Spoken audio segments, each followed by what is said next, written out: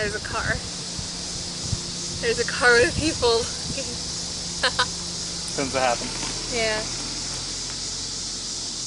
You're supposed to be helping me with this. I don't know. You're just cameraman.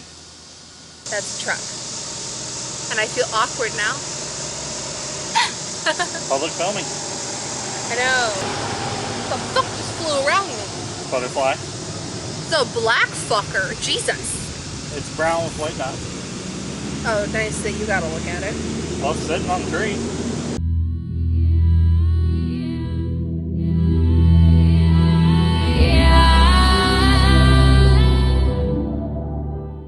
Hi guys, I am starting a series where I go to historical sites and I give you a little bit of information because I am a history nerd and I think it is really cool to learn about new things. And being here in Illinois, there's not a lot of cool things to actually learn about other than Abraham Lincoln.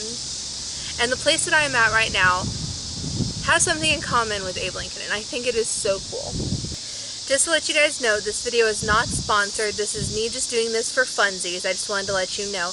I have all my notes on this tablet right here, so I'm going to be reading from it.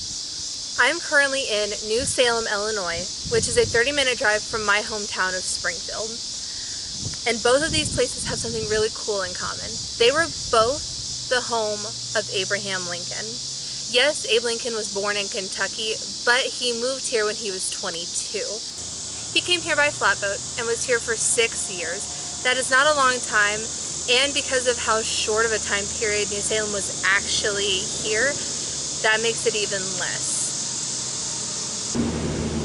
Like most single men, Abe Lincoln actually did not own a home here. He slept in a tavern or in the store that he worked at. This place originally had 23 buildings, multiple shops, homes, mills, everything like that, and it was on the Sangamon River. But because of the Sangamon River not being steamboat friendly, this town, this little village, only lasted about 11 years.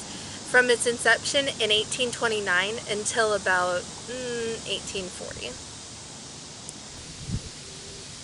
In 1919, this land was gifted to the state, and then in 1921, Reconstruction began. They decided that since it was a historical landmark, that it would be nice to reconstruct it and allow people to come visit it and see what it was like back in Abe Lincoln's time. The site currently holds 23 buildings, and it has a bunch of artifacts from surrounding towns and cities from that time period to make it more authentic. There are actors here that kind of explain to you what went on back then. They explain how the houses were built, how they did their daily living, how they raised their livestock, and how they got to and from larger trading posts. 22 of the buildings are reconstructed, but the cool thing is the 23rd building was actually moved from New Salem in 1840 to Petersburg, and then in 1922 it was returned to New Salem on its original foundation with some of the original artifacts from the house. It is a popular historic site for people that are wanting to learn more about Abe Lincoln and more about the time period from when he was alive, because it's a lot different than what we know today, obviously. The best time to visit it would actually be during the fall when all the colors are changing. It's kind of like a Puritan village. Think New England style.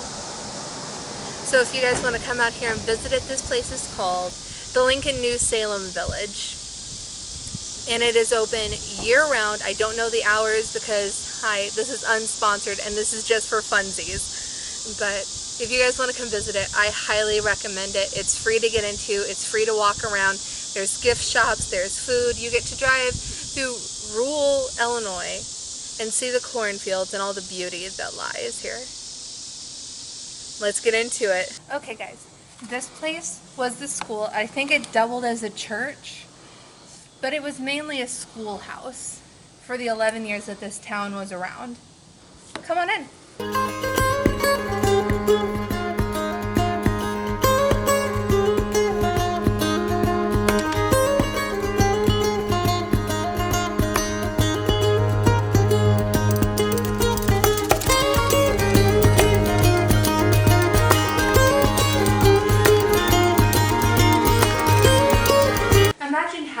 these stories it could be etched into this place. If it was from that time period and it hadn't decayed and they had to rebuild it, imagine how many lessons were taught here. Imagine how many people sat here every day. But back in that time, most people, they didn't have more than a 5th grade education because they had to go work with their parents. We're really lucky today. What's better than history?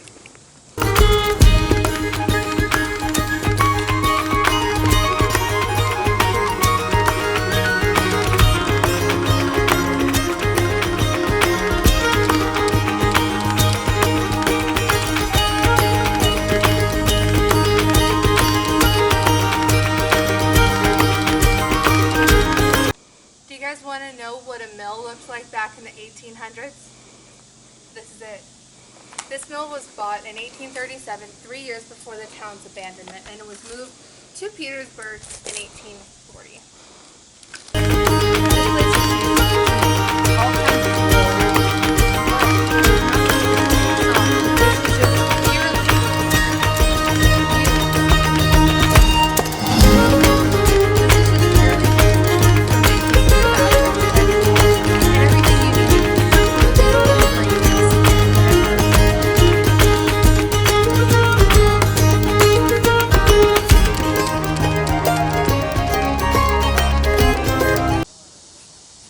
Remember how I said that people would sleep in taverns or they would sleep wherever they worked if they were a single man and they didn't own a home?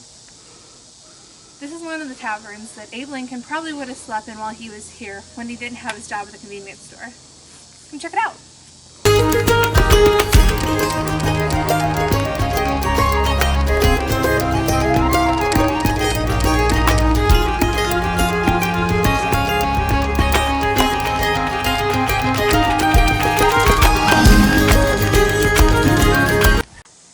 And this place was the inn part of the tavern where travelers could come and stay and sleep, as well as drink and eat. This was a great addition to the town because it welcomed more travelers off the Sangamon River.